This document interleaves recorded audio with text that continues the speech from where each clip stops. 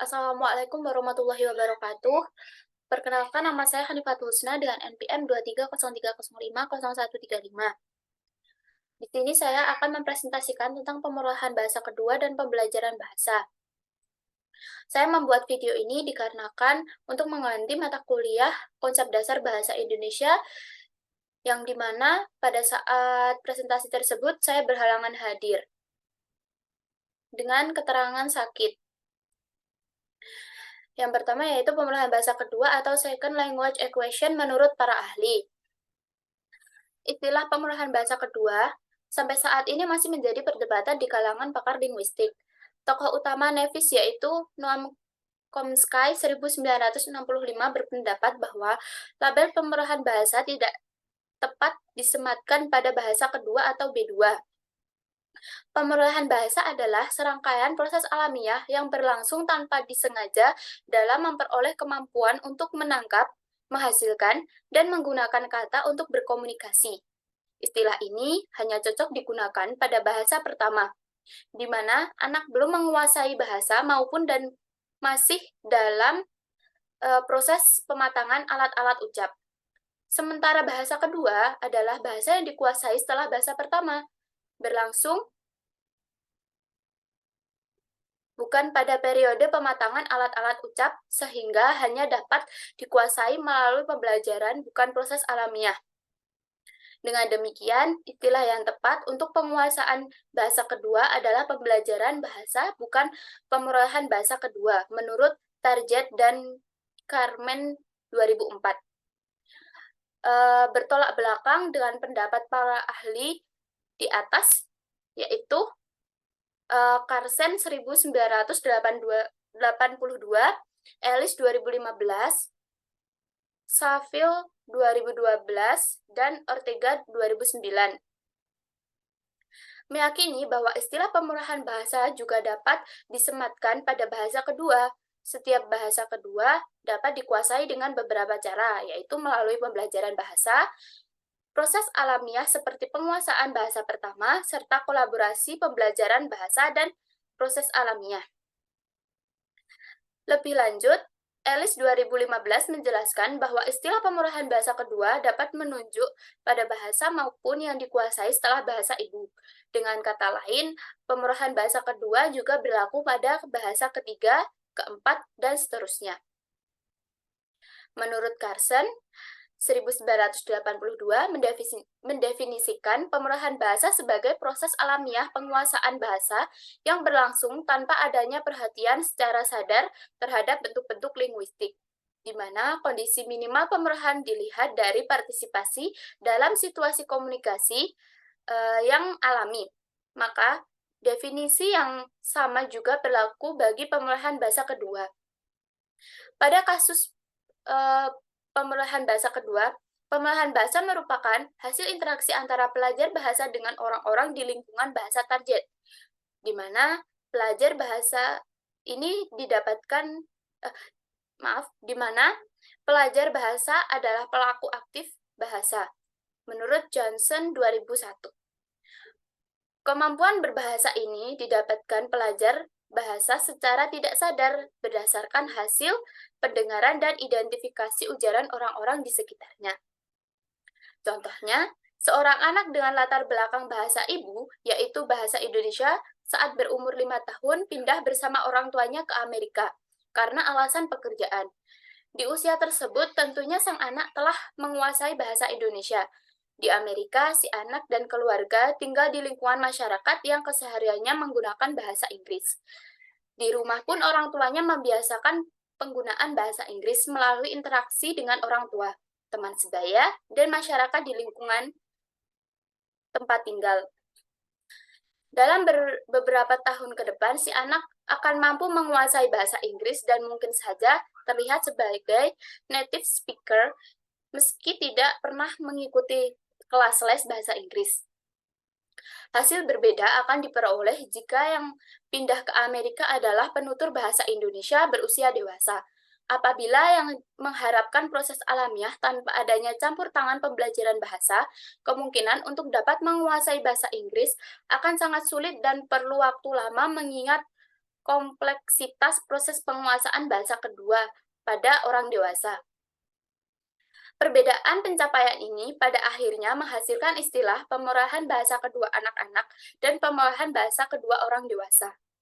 Terus yang selanjutnya, bahasa Indonesia berkedudukan sebagai bahasa satu dan bahasa dua. Umumnya, bahasa Indonesia berkedudukan sebagai bahasa kedua terutama bagi anak-anak yang tinggal di daerah-daerah. Bahasa daerah yang berjumlah 718 bahasa telah lebih dahulu mewarnai proses pemulahan bahasa pertama anak-anak di Indonesia sesuai daerahnya masing-masing. Meski demikian, tidak sedikit juga kasus yang menunjukkan bahwa bahasa Indonesia berkedudukan sebagai bahasa pertama, terutama bagi anak-anak yang tinggal di perkotaan. Sejak lahir, mereka telah mendengar ragam komunikasi bahasa Indonesia baik oleh orang tua maupun orang-orang di lingkungan tempat tinggalnya. Selain dua kasus itu, terdapat juga fenomena yang menunjukkan bahasa Indonesia dan bahasa daerah sama-sama berkedudukan sebagai bahasa pertama. Ini mungkin saja terjadi bila mana sejak dilahirkan, anak disuguhi dua bahasa, sekaligus yaitu bahasa Indonesia dan bahasa daerah. Di rumah, anak terbiasa mendengar komunikasi bahasa daerah oleh kedua orang tuanya. Sementara di luar, proses pemilihan bahasa dipengaruhi oleh komunikasi bahasa Indonesia oleh orang-orang di sekitarnya. Peristiwa ini disebut sebagai pemulihan bahasa pertama yang bersifat dwibahasa. Biasanya terjadi pada anak-anak di perkotaan yang mana kedua orang tuanya tetap mempertahankan bahasa daerahnya. Mari kita berbicara tentang kedudukan bahasa Indonesia sebagai bahasa kedua. Sejak anak dilahirkan, bahasa daerah telah terlebih dahulu bersedia untuk proses pemrograman bahasa pertamanya. Pengaktifan piranti kebahasaan atau aktivasi fungsi LED berada dalam kendali bahasa daerah. Demikian juga jenis bahasa pertama yang akan didiskusi sepenuhnya didikte oleh bahasa daerah. Sejak anak berada pada tahap pralinguistik 1 hingga tahap kompetensi penuh bahkan mahir berbahasa, bahasa daerah ini berkedudukan sebagai satu-satunya bahasa yang dikuasai atau bahasa tunggal. Baik di rumah, di tempat bermain, maupun di lingkungan masyarakat lainnya, sepenuhnya anak-anak berkomunikasi menggunakan bahasa daerah. Memasuki usia prasekolah, bagi yang mengikuti pendidikan TK atau PAUD dan usia sekolah dasar, anak-anak di daerah mulai memperkenalkan tahap keberadaan bahasa kedua yaitu bahasa Indonesia. Selain berkedudukan sebagai bahasa nasional dan bahasa negara, bahasa Indonesia juga digunakan sebagai pengantar pendidikan. Oleh karena itu, ketika anak memasuki jenjang sekolah, mereka wajib diarahkan pada penggunaan bahasa Indonesia, sebab semua aktivitas pembelajaran di sekolah umumnya disampaikan dalam bahasa Indonesia. Lalu, timbul sebuah pertanyaan besar, apakah kita dan anak-anak daerah lainnya mampu berbahasa Indonesia dikarenakan telah mengikuti mata pelajaran bahasa Indonesia, ataukah karena terbiasa mendengar komunikasi bahasa Indonesia saat berada di lingkungan sekolah? Kami meyakini sebagian besar pembaca yang budiman akan menjawab alasan kedua. Apabila kita dan anak daerah Indonesia lainnya mampu berbahasa Indonesia karena alasan kedua, maka situasi ini sesungguhnya proses penguasaan bahasa Indonesia bukan karena mengikuti pembelajaran bahasa, melainkan kelas dan sekolah telah menjadi lingkungan pemrograman bahasa kedua. Ini bisa menjadi bukti konkret bahwa bahasa kedua dan dikuasai melalui proses pemrograman bahasa kedua. Terus yang selanjutnya yaitu hipotesis pemrograman bahasa kedua. Carson sebagai salah satu tokoh yang memprakarsai penggunaan istilah pemrograman bahasa kedua merumuskan 6 hipotesis pemrograman bahasa kedua. Hipotesis ini setidaknya memberikan gambaran beda pembelajaran bahasa dan pemrograman bahasa kedua, kapasitas penguasaan bahasa yang didapat dari dua metode tersebut. Yang pertama yaitu hipotesis pemrograman bahasa atau equation versus learning. Menurut hipotesis ini, penguasaan bahasa kedua dapat terjadi melalui dua cara, yaitu diperoleh dan dipelajari. Penguasaan bahasa kedua dengan cara diperoleh mengandung makna bahwa bahasa tersebut dikuasai melalui proses bawah sadar atau implisit. Adapun penguasaan bahasa dengan cara dipelajari memiliki arti bahwa bahasa dikuasai secara sadar dan terencana melalui proses pembelajaran atau eksplisit. Penggunaan bahasa kedua secara implisit merujuk pada pemulihan bahasa kedua atau second language acquisition. Sedangkan penguasaan bahasa kedua secara eksplisit dan diistilahkan sebagai pembelajaran bahasa language learning. Penguasaan bahasa kedua melalui pemulihan memiliki ciri yang sama dengan pemulihan bahasa pertama, di mana pelajar bahasa memperoleh pengetahuan bahasa kedua melalui interaksi alamiah dengan orang-orang di lingkungan bahasa target. Pembelajaran bahasa merupakan kegiatan yang disengaja pengetahuan bahasa kedua diperoleh secara formal melalui interaksi akademik. Menurut Carson, penguasaan bahasa kedua melalui pembelajaran hanya dampak pada meningkatnya pengetahuan pelajar berbahasa terhadap aturan-aturan linguistik bahasa target. Adapun penguasaan bahasa kedua melalui pemulihan berdampak pada kefasihan pelajar bahasa dalam berkomunikasi menggunakan bahasa target. Yang kedua yaitu hipotesis urutan alamiah. Hipotesis ini berpendapat bahwa struktur tata bahasa diperoleh melalui tatanan yang dapat diperkirakan beberapa struktur gramatikal cenderung muncul lebih awal dibanding struktur gramatikal lainnya. Sehingga apabila struktur gramatikal yang bisa muncul di awal ternyata tidak muncul pada periode umur yang seharusnya, maka dapat disimpulkan bahwa pemulihan bahasa anak mengalami gangguan atau keterlambatan. Contoh bahwa pemulihan bahasa dapat diperkirakan yaitu yang pertama, dalam pemulihan fonologi, umumnya vokal A muncul lebih dulu, kemudian disusul vokal I, U, dan ditutup oleh vokal E dan O.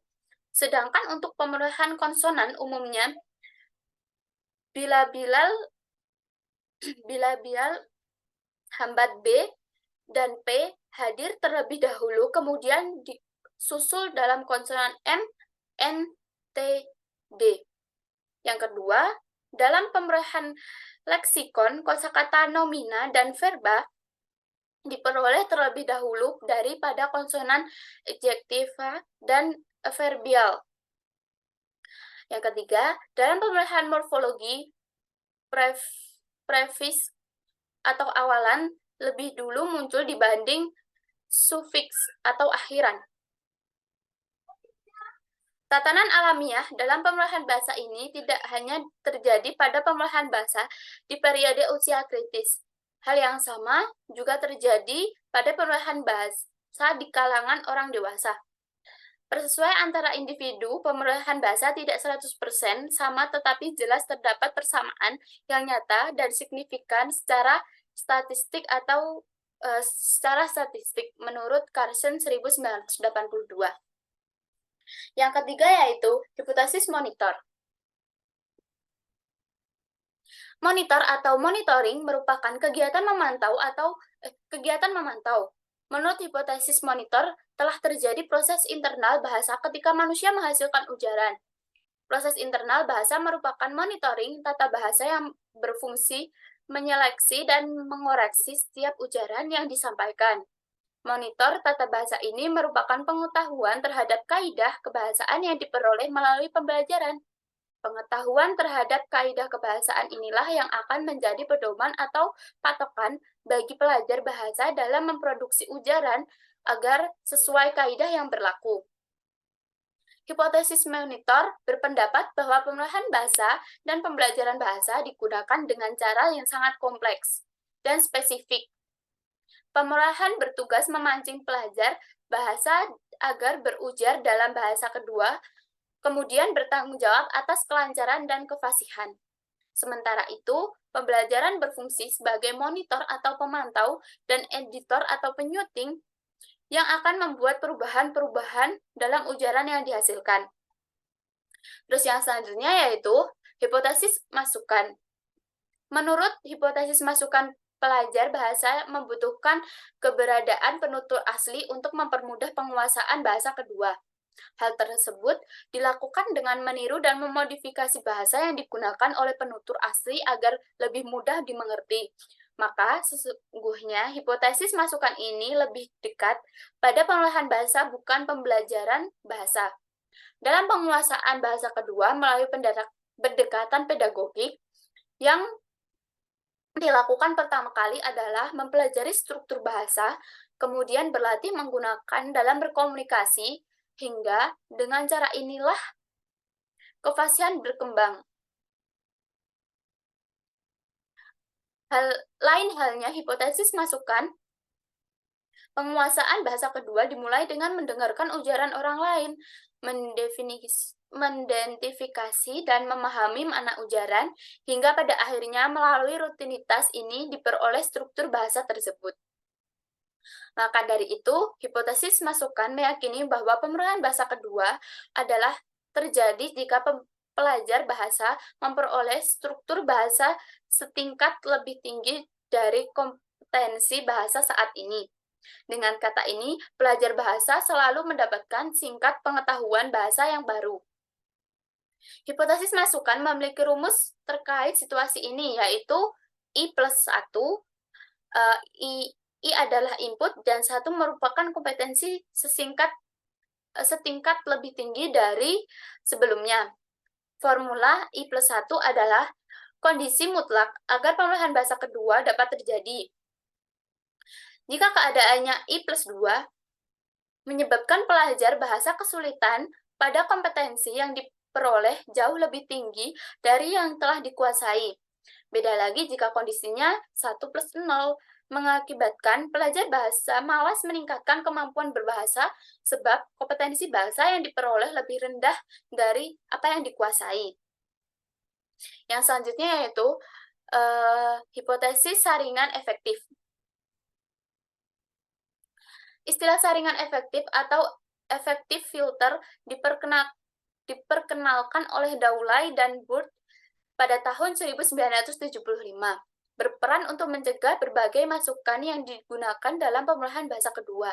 Saringan efektif ilmiah yang memunculkan rasa malu, ragu-ragu, dan takut dalam proses berbahasa. Bila saringan efektif ini selalu hadir dalam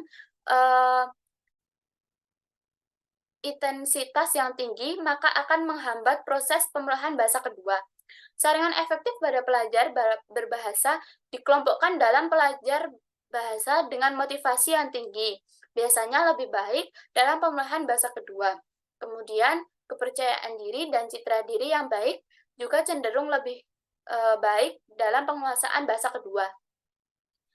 Sedangkan tingkat kecemasan yang rendah lebih kondusif dalam pemilihan bahasa kedua, baik diukur sebagai kecemasan individual maupun kecemasan kelompok.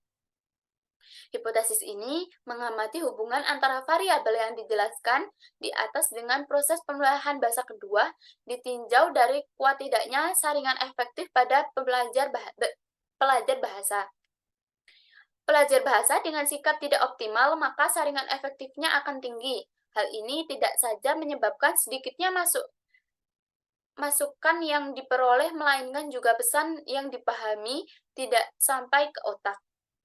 Situasi yang menyebabkan terhambatnya proses produksi bahasa dan pemilihan bahasa kedua, kondisi yang berbeda jika pelajar bahasa memiliki sikap kondusif. Mereka tidak hanya mendapatkan banyak masukan, tetapi juga memiliki saringan efektif yang rendah sehingga selalu terbuka terhadap pengetahuan berbahasa yang didapatkan dalam kegiatan komunikasi. Terus yang selanjutnya yaitu tahap pemilihan bahasa kedua. Seperti pemilihan bahasa pertama yang terdiri atas beberapa tahap mulai dari pralinguistik 1 sampai penguasaan bahasa sepenuhnya, begitu juga dengan bahasa kedua, pemilihan bahasa dimulai dari kegiatan dia mengamati hingga terlihat seperti penutur asli. Krasen dan Terrell 1985 menguraikan tahap-tahap yang mesti dilalui pelajar bahasa dapat pemerolehan bahasa kedua agar benar-benar mampu menguasai bahasa tersebut. Yang pertama yaitu pre-production atau periode diam. Berproduksi dikenal dengan periode diam, pelajar bahasa tak banyak bicara dan cenderung mengamati karena hanya memiliki kosakata reseptif sekitar 500 kata. Tetapi tidak semua pelajar bahasa melalui periode diam. Beberapa pelajar langsung memasuki tahap berbicara meskipun kata-kata yang mereka gunakan hanya meniru, bukan kreativitas sendiri. Bagi para pelajar bahasa yang melewati periode diam, biasanya hal ini hanya berlangsung selama 3-6 bulan. Yang kedua yaitu early production. Tahap dari proses pemulihan bahasa kedua adalah produksi awal, di mana tahap ini pelajar bahasa berbicara dalam frasa-frasa pendek terdiri atas 1 atau 2 kata. Mereka juga dapat meningkat potongan-potongan kata bahasa target, meskipun masih mengalami banyak kesulitan dan kesalahan saat menggunakannya. Pada periode ini, pelajar bahasa kedua memiliki kosakata aktif dan pasif sekitar 1.000 kata. Tahap produksi awal normalnya berlangsung selama 6 bulan. Yang selanjutnya yaitu speech emergency. Di tahap speech emergency, kosakata pelajar bahasa kedua meningkat hingga 3.000 kata. Mereka belajar komunikasi dengan mengatakan kata-kata dalam frasa dan pertanyaan pendek.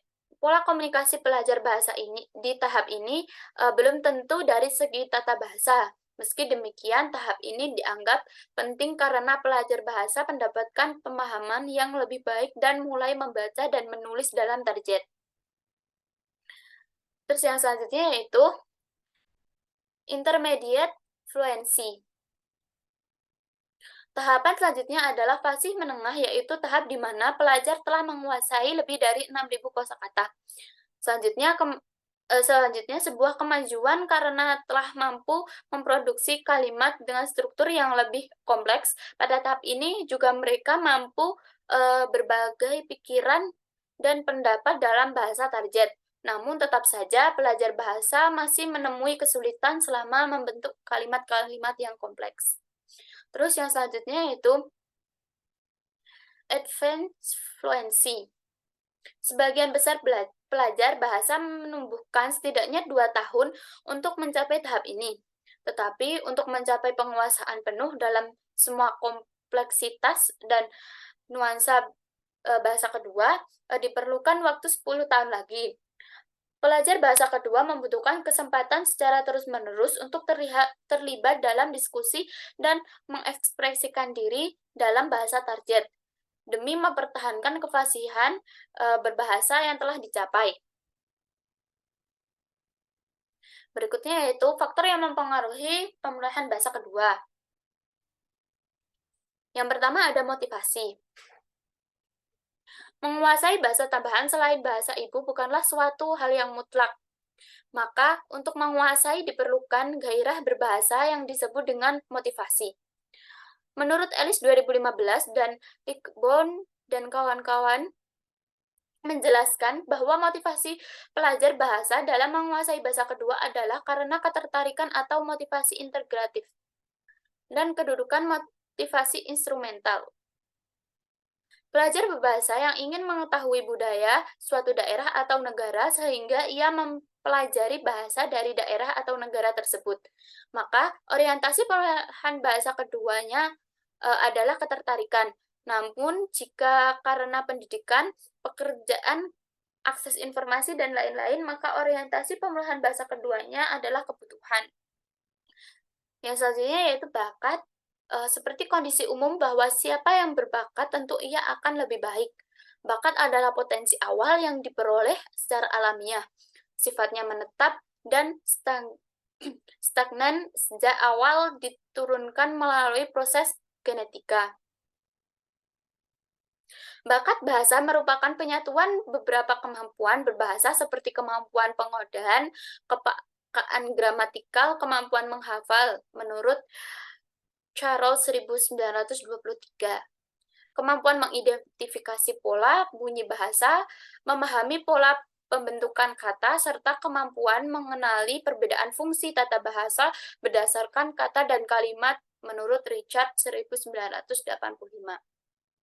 Pelajar bahasa dengan bakat bahasa yang tinggi dapat menguasai bahasa kedua lebih cepat dari pelajar bahasa dengan bakat bahasa yang rendah. Yang ketiga yaitu usia. Para peneliti membedakan jenis pemilihan bahasa kedua berdasarkan subjek sehingga muncul istilah pemilihan bahasa kedua oleh anak-anak dan pemilihan bahasa kedua oleh orang dewasa. Pengelompokan ini tidak lain karena perbedaan hasil yang ditunjukkan kedua subjek tersebut. Landbrung dalam hipotesis periode kritis menguraikan bahwa masa anak-anak dapat diperoleh dengan mudah seperti memungut yang telah disediakan. Periode kritis berlangsung sejak masa kanak-kanak hingga pubertas. Kondisi ini sepenuhnya dipengaruhi oleh perkembangan biologis yang memang lebih produktif pada masa tersebut. Terus yang selanjutnya yaitu bahasa pertama atau B1. Pengaruh B1 terhadap memperlambat proses pemilihan bahasa kedua. Pengaruh B1 terhadap pemilihan bahasa kedua dapat diamati dalam komunikasi pelajar bahasa menggunakan bahasa target. Pengaruh ini dikenal dengan secara interferensi bahasa, yaitu pencampuran kosakata bahasa ke dalam ujaran bahasa lainnya, menurut Alsik dan Keynesian 2017. Interferensi bahasa terbagi dua, yaitu pencampuran kosakata B1 dan dalam ujaran B2 dan pencampuran kosakata bahasa kedua ke dalam ujaran bahasa pertama. Contohnya yaitu kami maos atau membaca buku ning yaitu di perpustakaan. Bahasa pertama yaitu bahasa Jawa. Kemarin ada PR Bu Akhiah atau berikan. B1-nya yaitu bahasa Minang. Tino libur karena sakit butua, yaitu perut. B1 yaitu bahasa Mandaling.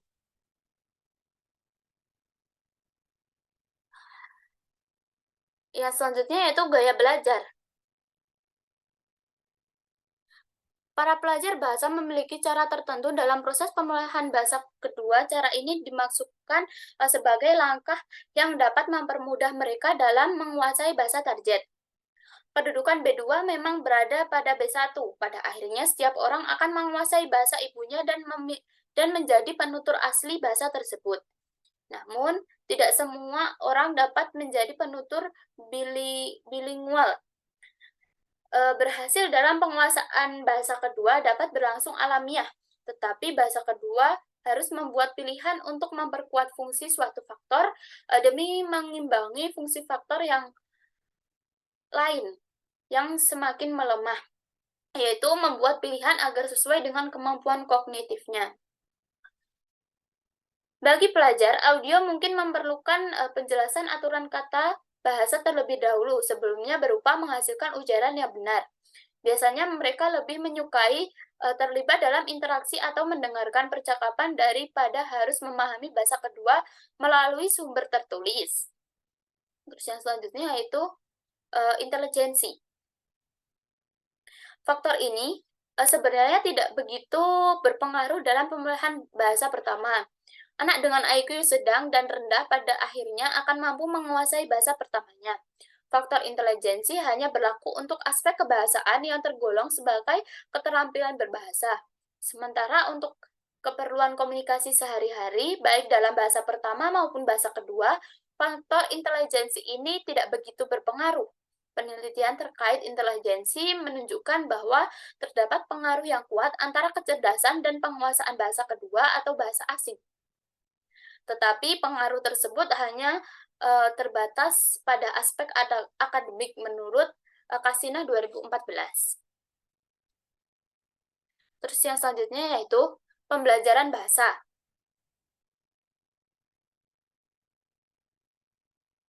Sebenarnya hanya proses yang berada sehingga timbul dua sisi istilah dalam penguasaan bahasa kedua, yaitu pemilihan bahasa kedua, seperti yang disampaikan pada bagian pertama, dan pembelajaran bahasa.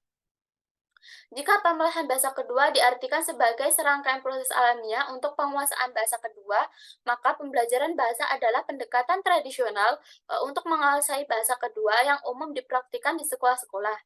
Proses penguasaan bahasa kedua melalui pembelajaran bahasa terjadi melalui situasi formal berlangsung dalam kelas-kelas bahasa dan dengan guru. Materi dan alat-alat pembelajaran yang sudah dipersiapkan, pembelajaran bahasa tipe formal dilakukan secara sadar dengan perencanaan yang matang. Sebenarnya hanya karena proses yang berbeda sehingga timbul dua sisi dalam penguasaan bahasa kedua, yaitu pemilihan bahasa kedua seperti yang disampaikan pada bagian 1. Pemilihan bahasa kedua diarahkan pada penguasaan bahasa untuk keperluan komunikasi lisan dalam kehidupan sehari-hari. Sementara itu, pembelajaran bahasa diarahkan agar pelajar bahasa memahami struktur dengan aturan berbahasa, membedah dan menganalisis setiap komponen bahasa.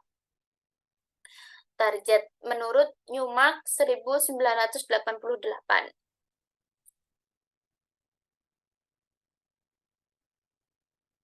Namun, tidak sependapat atas statement bahwa pemilihan bahasa kedua tertuju pada bahasa lisan dan pembelajaran bahasa tertuju pada bahasa tulis.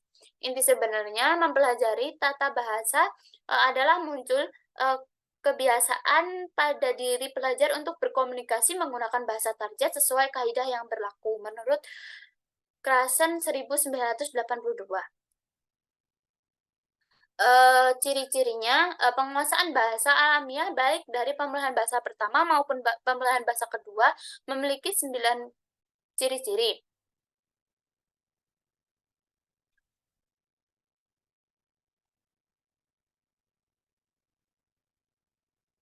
yaitu yang pertama, proses pemilihan bahasa berlangsung secara tidak sengaja. Yang kedua, penguasaan bahasa diperoleh dari hasil interaksi dengan orang-orang di lingkungan bahasa target.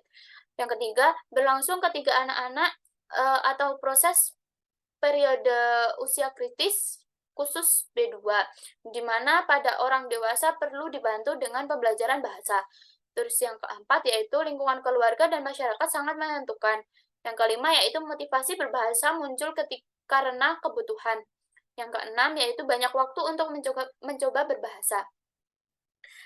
Yang ketujuh yaitu diarahkan pada komunikasi lisan, penggunaan bahasa, dan kefasihan bahasa. Yang kedelapan yaitu memiliki bahasa kesempatan untuk berkomunikasi. Dan yang kesembilan yaitu pemahaman dibangun pada proses komunikasi. Terus yang selanjutnya yaitu penguasaan bahasa melalui pembelajaran bahasa memiliki 10 ciri-ciri yaitu yang pertama, belajar bahasa terjadi secara disengaja, misalnya menjadi salah satu pembelajaran di sekolah. Yang kedua yaitu berlangsung dalam kelas bahasa. Yang ketiga yaitu guru dan lingkungan sekolah adalah sumber utama. Terus yang keempat yaitu kurikulum dan model atau strategi pembelajaran sangat mempengaruhi. Yang kelima yaitu motivasi untuk menguasai bahasa kedua tidak sekuat pemilihan bahasa pertama. Yang keenam yaitu diarahkan pada pengetahuan kebahasaan. Terus yang ketujuh yaitu waktu belajar bahasa target terbatas. Yang kedelapan yaitu pelajar bahasa tidak mempunyai banyak waktu mempraktikkan bahasa yang dipelajari, dan yang kesembilan membutuhkan waktu yang lama untuk dapat menguasai bahasa. Terus yang ke-10 yaitu proses belajar bahasa memerlukan alat bantu belajar. Terima kasih. Mohon maaf apabila ada kesalahan kata. Saya akhiri, wassalamualaikum warahmatullahi wabarakatuh.